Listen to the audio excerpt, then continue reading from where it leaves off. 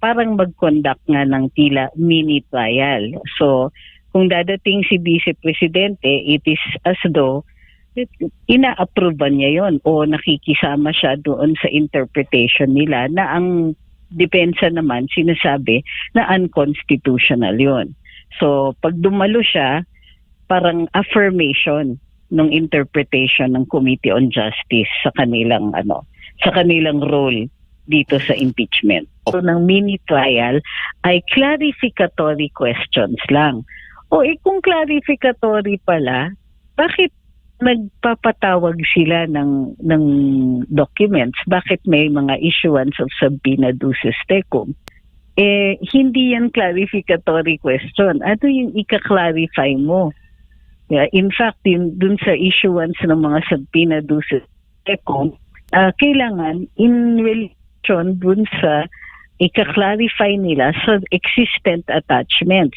Hindi yung magpapasubpoena ka ng mga matters that are not contained in the, not proven or not contained within the complaint. Kailangan yung clarification will just make something already clear.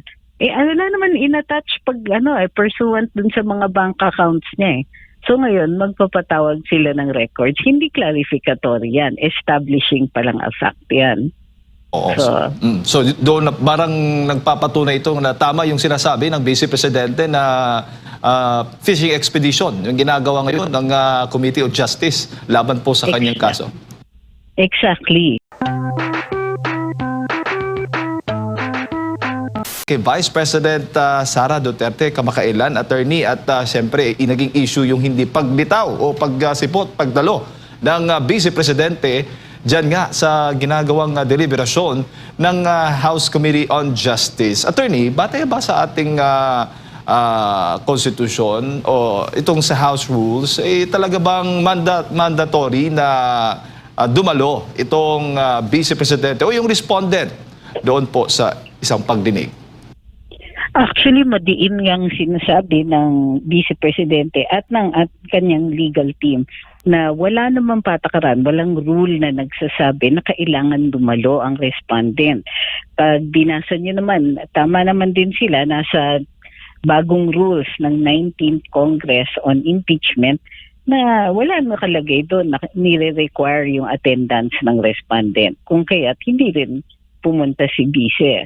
But at the same time, meron din silang question tungkol dun sa pag-execute ng Committee on Justice ng kanilang evaluation sa sufficiency in form, substance, and grounds at dun sa kanilang paraan para maghanap ng probable cause dahil yung pag-execute nga nila, ang interpretation nila ay parang mag-conduct nga ng tila mini trial. So, kung dadating si Vice Presidente, it is as though ina-approve niya yon o nakikisama siya doon sa interpretation nila na ang depensa naman sinasabi na unconstitutional yon.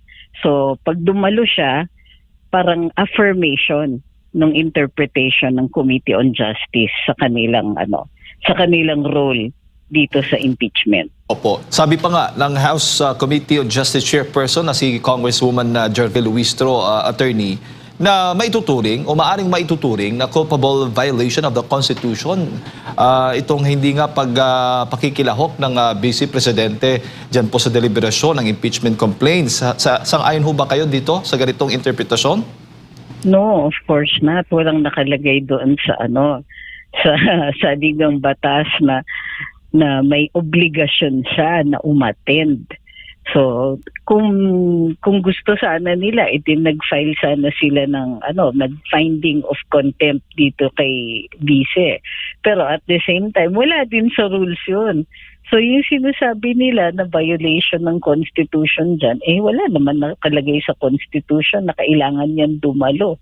Siguro dapat ang ginawa na lang nila ay itinuloy nila o di sige may finding na lang of probable cause, hindi siya nagpipresenta ng ebidensya. So pwede silang magdesisyon base doon sa kung ano yung nasa harap nila kung ano yung nakikita nila, katulad nitong yung answer, yung complaint affidavit, yung attachments. Kung walang ibang ebidensya na prinisinta. Kahit naman po sa anong klaseng proceeding na mayroong na ang finding ay dapat probable cause, kapag hindi dumating yung respondent, walang choice kung hindi gumawa ng desisyon base dun sa ebidensyang kinahaharap nila. Walang threats, walang may culpable violation of the Constitution. Walang ganon. Parang overreaching at saka overstepping ng mandato nila itong Committee on Justice. Opo, at maituturing din na isang legal strategy po ito ng depensa, yung hindi pagdalo ng Vice Presidente. Tama ho ba, Attorney? Ay, pwede rin naman po. Pero simple lang kasi para sa kanila ang pag-explain nila Basta dahil hindi tama yung ginagawa ng Committee on Justice, hindi sila makikilahok.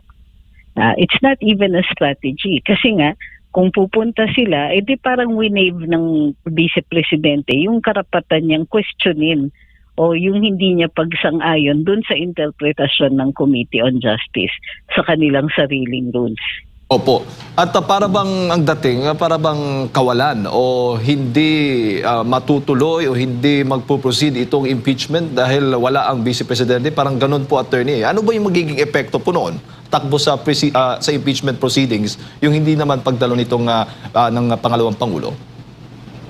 Well, actually, interpretation uli yan ng Committee on Justice. Dahil nga, kung ganito lang, ang finding lang naman ay probable cause, magdesisyon sila base dun sa ebidensya na hawak na nila, na ipresenta na. Hindi naman nila pwedeng gamitin yung hindi pagdalo ng Vice Presidente para itigil lahat ng mga proceedings. Wala rin nakalagay na ganon.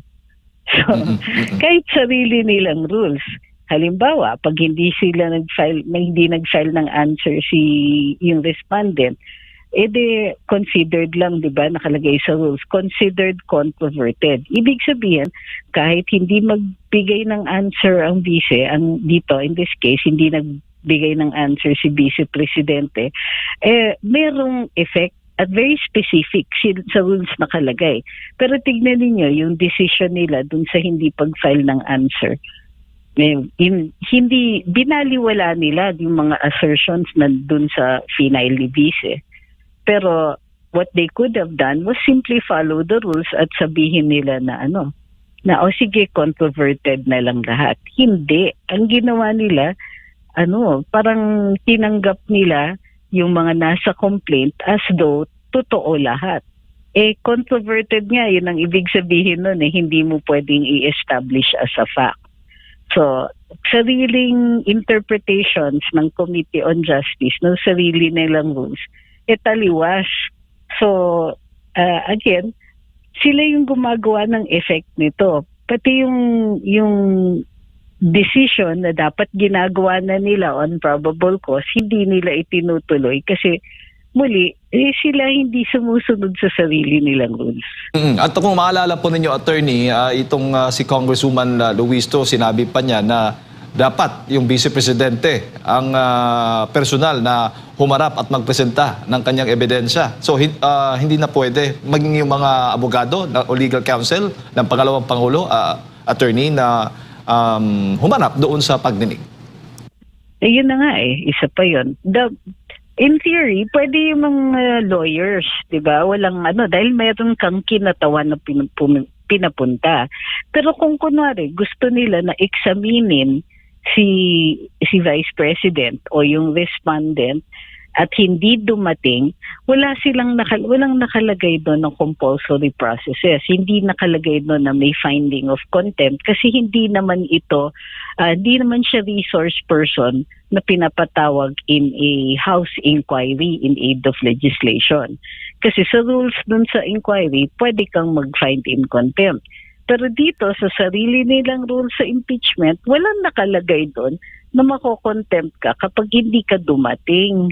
So, hindi ko alam kung saan nila hinuhugot yung interpretations nila. Opo, yung sabi pa nga, may tuturing na parang mini trial yung ginagawa ng Committee on Justice patungkol nga dito sa kaso ni VP Sara Duterte. Ang mas malala pa actually. So sinabi ni Congresswoman Luistro na ito ay they will conduct something like a mini trial. O di sige, pagdating sa sa hearing the other day, sinabi pa ni Congresswoman Luistro, ang interpretation ng ang ibig sabihin daw ng mini trial ay clarificatory questions lang. O kung clarificatory pala, bakit nagpapatawag sila ng documents? Bakit may mga issuance of subpoena duces tecum?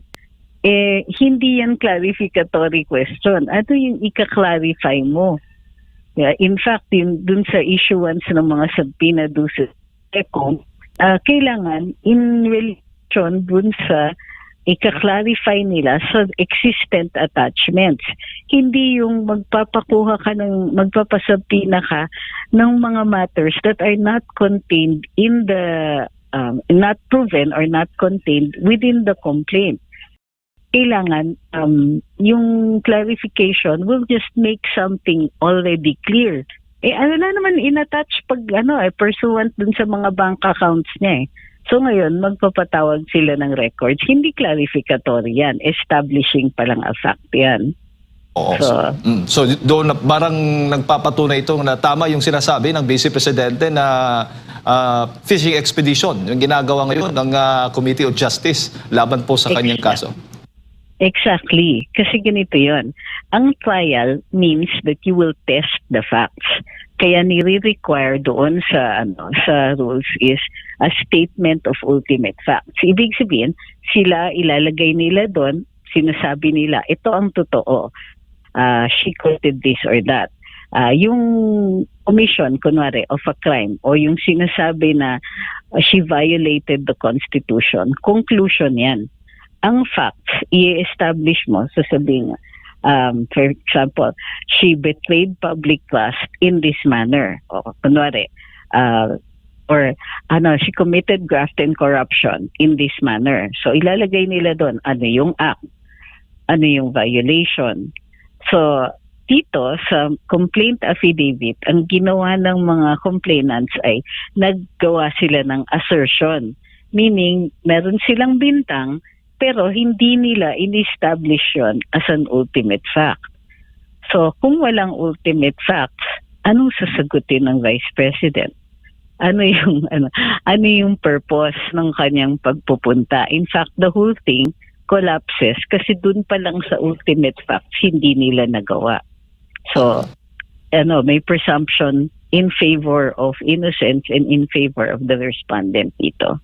Baga, sinasabi din na yung strategy ngayon ng House Committee on Justice, kung strategy mong tawag noon, parang nangangalap talaga ng ebidensya laban dito kay Vice President. Oo. Exactly. Kasi diba, no person may be deprived of life, liberty, or property without due process of law. So kasama dun sa sa due process na yun, yung pagpupresenta ng kanilang ebidensya. Tapos, depensa lang on the part of the respondent. Anong i-defend ng respondent? Hindi nga nagpapatunay yung kabila. So, instead, ang ginagawa nila, nag-aakusa sila, tapos nagiging burden ngayon ng respondent na patunayan na inosente siya, samantalang wala naman na-establish yung kabila. Even worse, sa respondent sila kumukuha ng ebidensya para sa akusasyon nila. Very typical nung strategy nila. Sabihin nila, ikaw ginawa mo ito, bigyan nyo kaming ebidensya na hindi mo ginawa. So, di ba, kakaiba talaga yon. Pero kasi sa tingin po ninyo, attorney, sinusunod lamang ng Committee on Justice o ng Kamara yung naging desisyon ng Supreme Court na due process, magkaroon na due process yung respondent, no, na mabigyan para hindi na maulit yung nangyari last time, di ba, na naibasura. Well, actually, hindi nila sinusunod kasi bahagi ng due process requirements ay sa fair judge. So, hindi lang yung bibigyan mo ng notice, mayroong procedure. Yung procedure, hindi dapat lip service yan. Dapat talaga, kumbaga, titignan talaga nila yung existence of evidence, titignan, kikilatisin nila yung evidence na yon. So kung hindi sila fair, and in this case, like I said, ginagawa pa nilang burden ng respondent na patunayan na wala siya kasalanan, hindi yan process.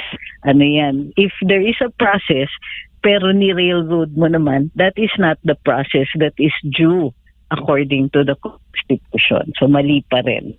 Opo, bago ko ipasa kay partner attorney, so malinaw na yung saklaw lamang ng kapangyarihan ng House of Representatives, particular na po ng House Committee on Justice, ay i-affirm na kung may sufficiency, inform, substance, or grounds itong impeachment complaints laban kay Vice President Sara Duterte bago maiakyat doon sa Senado, which is yun po talaga ang proper venue para dito sa impeachment trial laban sa Vice Presidente. Well, sa totoo lang, itong sufficiency, informed, substance, and grounds should be to exclusion of probable cause. Hindi siya kumbaga dapat may purpose ang lahat. Ang purpose ng House of Representatives, yung impeachment kasi, the term impeachment, ibig sabihin yan, may finding of probable cause at ifo-forward yung reklamo sa Senado. So, itong lahat ng kanilang rules ay dapat patungo papunta doon. Ano yung ibig sabihin ng probable cause? Ang probable cause means that a person has probably committed the offense.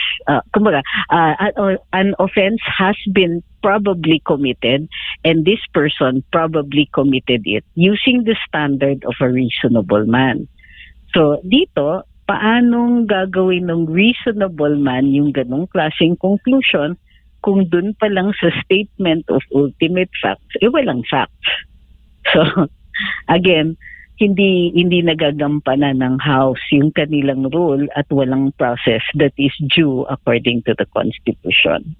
Attorney, magandang umaga, si Admar po ito. Sa mata po ng taong bayan, naririnig nila yung mga naging desisyon ng House of Representatives, lalo na dyan sa Committee on Justice, na una na nilang napagdesisyonan, sufficient informed, tapos yung substance, tapos yung grounds. Kung iisipin, kumbaga nakita nila na guilty ang Vice Presidente, dapat tapos na. Dapat ipasa na ito or magkaroon na sila ng penal desisyon at hindi na magkakaroon pa ng hearing o investigasyon po. Ano po yung paliwanag ukol dito po sa sufficient informed, substance, and ground? Ito ba'y nasunod po sa tingin po ninyo? Kasi bakit pa nagkakaroon pa ng mga pagsusumpina ng mga dokumento, pati pagsumpina po ng ilang personalidad? Well, of course, strategy then, it is possible na strategy on the part of the House. Tingin ko is part of the reason of this is they want to prolong the proceedings. Maraming reason para i-prolong yan. Nasabi ng iba na, of course, it gives them more exposure, more publicity. On the other hand, baka they don't have numbers in the plenary at para dun sa kanilang decision na gusto nilang maiabot. On the other hand, so entirely na-interpret lang Committee on Justice in this manner yung kanilang rules because, well, they've never done this before. Kumbaga, yung rules ng 19th Congress, bago yan hindi yan nangyari before. Hindi natuloy yung kanilang pagkikilatis in the previous year. So, they're interpreting this in their own way. Posibleng lahat yan, good faith naman nag-i-interpret lang sila ng ganito. Pero ang totoo niyan, at kahit sino dun sa mga abogado dun will understand na yung existing example ng trial ng hearings para makahanap ng probable cause, maihahalin tulad natin dun sa proceedings ng mga prosecutors sa Department of Justice. At dun sa mga hearings na yun, kapag hindi dumating yung respondent, then the prosecutor will make a decision based dun sa mga ebidensya na hawak na nila. Pero dito, nakakapagtaka nga, unang-una gusto nilang dumating si Vice Presidente. Pwede namang nilang ituloy yung pagdidinig nang wala siya doon at gumawa nga ng desisyon based dun sa ebidensya na hawak na nila. For some reason, ayaw na nila ng gano'n. Gusto nila talaga dumating si Vice. Opo. Sa tingin niyo po, ang committee po, no, yung kaibahan po nito sa regular na hearing sa ibang mga usapin, may kakayanan po ba silang mag-contempt? Kagaya po ng halimbawa, meron silang pagdinig na ayaw dumalo nung kanilang ipinatawag, pwede nilang ipasumpina muna hanggang sa ipapa-aresto. Maaari din ba nilang gawin ito dito sa impeachment hearing na ito nila dyan sa komite?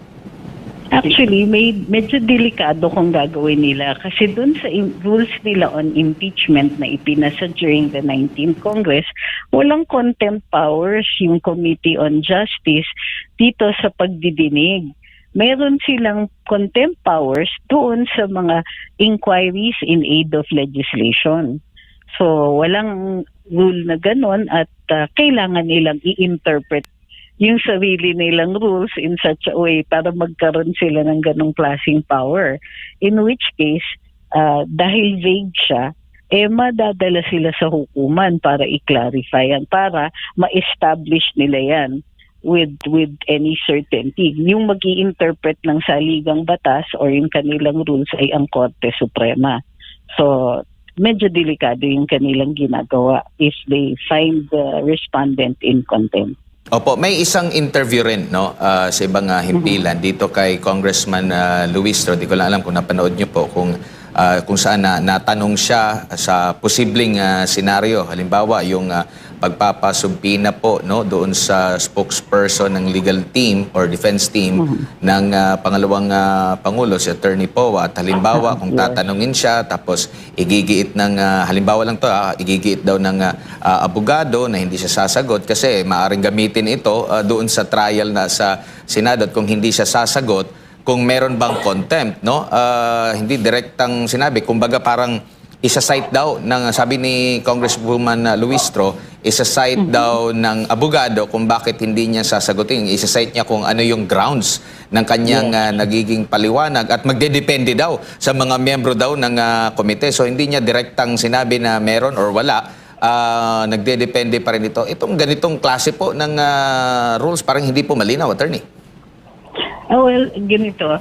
Si Attorney Poe summon bilang witness. Yung proceeding dati sa Committee on Good Governance kung saan itanong siya bilang undersecretary sa DepEd at spokesperson ni VP yung kanyang partisipasyon doon sa disbursement o paggastos ng confidential funds. So, meron na nilang transcript. Hindi ko pa rin nakikita kung pwede nilang tanungin. Gayun pa man, o sabihin na natin, clarificatory, ilalagay nila, iuupo nila si Attorney Poe. Na, meron ngayon problema dahil siya nga yung counsel, isa siya dun sa counsels ni VP. So, bilang counsel, pwede niya, hindi pwede siyang tanungin tungkol sa mga usapan nila ni VP o sa any matters na kino-cover ng attorney-client privileged communication. So, yun yung complication. Kaya nakikita natin na before that, ayaw nila sana o gusto nilang i-declare na patanggal si Atty. Poe kasama si Atty. Monsayak bilang mga counsels ni VP para hindi nila ma-claim na may attorney-client privilege. But it doesn't matter Kasi kung yung itatanong nila Attorney Poe ay tungkol dun sa mga pangyayari from before kung kailan abogado na siya ni VP at any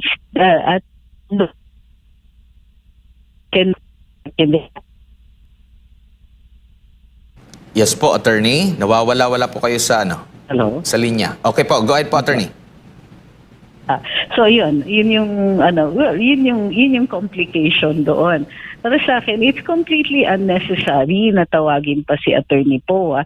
Talagang masyadong malaki yung tinataya nila doon na it is possible na ma-review sila o madala sila doon sa Korte Suprema because it is too close, masyadong malapit doon sa sa possibility na mag-violate sila ng attorney-client privilege. So, pero sinabi naman ni Attorney Poe, pupunta naman siya. So, pwedeng gawin naman ni Attorney Poe is pagka nag-testify siya, kung meron tanong tungkol dun sa privilege, pwede niyang i-claim, I'm sorry, I cannot divulge that because it is confidential given that it was under the privileged communication. Kung pag ganon at umayaw yung Kongreso, then the matter will be taken up to a higher court. Wala naman akong nakikitang danger dun sa ganon, except yun nga, ang real danger dito is baka ma-frustrate lang yung mga kongresista. Opo. Isa pa, attorney, ang punto rin ng defense team, doon sa sinasabing mini-trial, yun lang yata yung trial na hindi sila pwede makapag-cross-examine kung merong mga witness sila doon na pagtatanungin, hindi matanong ng depensa. Oo, well, kaya nga. Kasi nga, it amounts to a mini-trial na pagka ganon. So, ito yung complaint ng ng defense. Number one, ang role ng Committee on Justice is not really to examine witnesses, pero to simply ask for clarificatory questions. In-examine mo yung witness, you are testing the evidence. When you test the evidence, that's called a trial. Yung pag-issue din ng compulsory summons such as yung Specum, ito ay role isang judge. Na-establish na yan nung panahon ni Chief Justice Corona. Ang nag-issue ng mga subpoena ay yung Senate, hindi yung House. So, in this case, kumbaga, na-violate yung rights ng respondent dito to due process kasi pinapaharap siya sa isang trial na hindi po ng isang body that has no power to so. So, yun. Yung kumbaga, should be applied this. At yung dapat yung reasonable interpretation of the rules is simply mag-examine sila dun sa mga dokumento na hawak nila, and kung hindi nila, if there is a discrepancy, they can ask, pero they cannot test. They cannot ask the respondent to provide evidence, to provide evidence against herself or to be subjected to a testing. Ibig sabihin, hindi pwedeng i-test yung kanyang testimony, yung kanyang pagsasaksi within the Committee on Justice. So yung mga probing questions nila is better left to the Senate. Opo. Ma'am, kayo po yung naging tagapagsalita ng IBP during din sa impeachment trial, no, kay dating Chief Justice Corona, no. Sa proceeding po na yun, may kaibahan po ba? May nakita po ba kayong similarity at kaibahan mga nasunod at hindi nasunod po dito sa impeachment po ng dalawang individual? Well, kasi dun sa kay Justice Corona, iba yung rules eh. Pwede pa yung diretso, yung plenaryo, yung magboboto. So which is what happened. Wala nang hindi na siya nadala sa House, hindi na dumaan sa Committee on Justice. Kung hindi ako nagkakamali, or if dumaan man, sandali lang siya. Sufficiency in form and substance lang. Wala yung sufficiency in grounds. Wala yung, hindi stated exactly yung probable cause determination. So doon, mabilis eh. If I remember correctly, parang one day lang sa plenaryo and then it went na straight to the Senate. So ang nakikita ko doon is that in both instances, very uncomfortable tayo dun sa mga pangyayari kasi walang opportunity. So doon sa kay Chief Justice Corona, as we find out later on na sinasabi ng Supreme Court, in all instances, kailangan may due process. Pero under the same standards now, under yung standards ngayon, walang due process si Chief Justice Corona. Nung panahon niya, walang opportunity siya sumagot doon sa House proceedings. So although that would be subjecting an older case to a newer rule. So ang nakikita natin in this case dito kay VP Inday, while may process naman na binibigay sa kanya dito sa Committee on Justice, the question is this process the due process na nire-require ng saligang batas? Is this the process? Is there a fair judge? Meron bang fairness dito sa pag-i-interpret din nila dun sa sarili nilang rules? And even worse, walang rule na nakalagay na kailangan niyang dumating. So, ang difference is, yung isa, absolutely iba yung proceedings, but in both cases, kulang, absent yung tinatawag of a fair judge. Opo. Isa rin sa mga puna ng mga kritiko dito sa impeachment sa pangalawang Pangulo po ay hindi magkapareho yung treatment sa impeachment laban po kay Pangulong Bongbong Marcos Jr. naman po. Meron po bang maaring paglabag kung hindi same ang treatment po ng mga reklamo po o paano nila hinandle yung mga reklamo? Kasi ang puna ng mga nagmamasid, lalo na ng mga supporter ng pangalawang Pangulo, parang hindi patas. Pagdating dito sa pangalawang Pangulo, grabe yung kanilang pa doon sa presidente, walang ganito klase na treatment. Correct. In the case dun sa pagkikilatis nila ng ebidensya dito kay Pangulong Marcos, hindi sila nag-i-inquire deeper into the evidence or nag-inquire into the evidence to interpret it in favor of the president.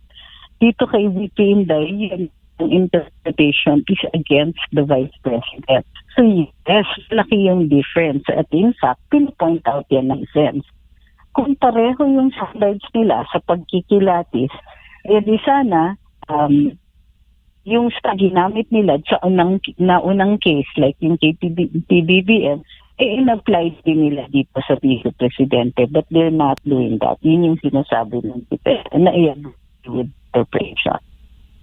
Opo, dito naman po sa isa pang sentro ng diskusyon sa mundo ng social media po, attorney, yung paggamit po ng mga produkto na mga pang-snacks ng mga kritiko ng pangalawang Pangulo. May mga nagsasabi po na may paglabag ito dahil ginamit po para or baka masira pa nga yung brand ng produkto po. Attorney, meron bang nakikita kayong mga paglabag o ukol dito, lalo na kung magrereklamo yung may-ari nung mga products na kanila pong binalandra? Well, ang tingin ko dito is talagang guilty yung tatlo of being really corny. Pero yung dun sa kung may nilalabag, ang tingin ko dyan is, well, it's of course up to yung mga may-ari nung mga produkto na yun, nagpo-produce nun, kung sa tingin nila ay nagiging panira sa kanilang produkto and consequently doon sa kanilang kumpanya sa paggamit ng mga ito. Pero really, ang target nila dito were not the products, pero yung Vice President herself. So, gimmick ito and ang tingin ko, yung kung masyado rin naman harsh yung ating interpretation, nananalo sila. It makes them look good. But para sa akin, it really is, at best, a gimmick and at worst, super corny talaga na hindi na siya kumbaga, it did not achieve yung goal nila na to underscore yung confidential funds. Yun lang naman yun It's really just a gimmick, and I think that if we put too much attention on it, nagsisucceed sila. Para sa akin, hindi sila nagsucceed dun sa kanilang publicity stunt. So siguro the Congress itself, yung halls ng Congress should not be used as grounds, as a venue for this kind of gimmickry. Masyadong kumbaga undignified yung kanilang ginagawa. Gayun pa man, mga kongresista sila, so it's really up to them to determine kung ano yung acceptable conduct. Pero sa akin, oo, sige, okay lang yan. Hindi naman illegal, pero hindi rin naman effective. Opo. At sa attorney, bago lang tayo tuluyang magtapos, huli na lang mula sa akin, paglilinaw lamang para sa mga kababayan natin na ang gusto ng depensa o ng pangalawang Pangulo na desisyonan na lang kaagad ng Kamara, ganun ba ang dating, at iakyat na sa Senado dahil yun ang proper venue sa lahat ng isyong itong kinakaharap po ng pangalawang Pangulo? Kung ang side ng defense is simple. Ang tingin nila is the House is trying to conduct a mini trial. Hindi ito yung venue. Kasi ang trial, maliwanag ang saligang batas, sa Senado nangyayari, mini or otherwise. Ang job doon sa House is to determine probable cause. Kung termination lang ng probable cause ang ginagawa nila, wala na yung mga sabina, wala na yung kahit ano, maggagawa sila ng decision based on the evidence already submitted to them. So, very simple lang ng depensa dito. And I think it is reasonable kasi naman dun sa rules ng Kongreso. Ayan. Siguro, Attorney, huling mensahe po ninyo sa ating mga kababayan na nanonood po sa mga oras na ito. Ay, sorry, hindi ko narinig yun. Yung huling mensahe na lang po ninyo para sa ating mga kababayang nakatutok po dito sa impeachment proceedings o itong pagdinig kaugnay sa impeachment complaints laban sa Vice Presidente.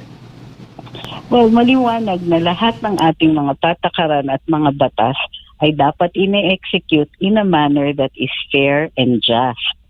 So, walang hinihingi dito ang kahit sinong respondent, kundi to be treated with fairness. Ngayon, ang Kongreso kasi, ang ating mga kongresista at ang mga mambabatas natin, mayroon silang immunity from suit. So it is possible na minsan naiisip nila na hindi sila nagmamalabis dahil base sa sarili nilang standards ay pwede nilang gawin virtually anything basta nasa loob sila ng Kongreso.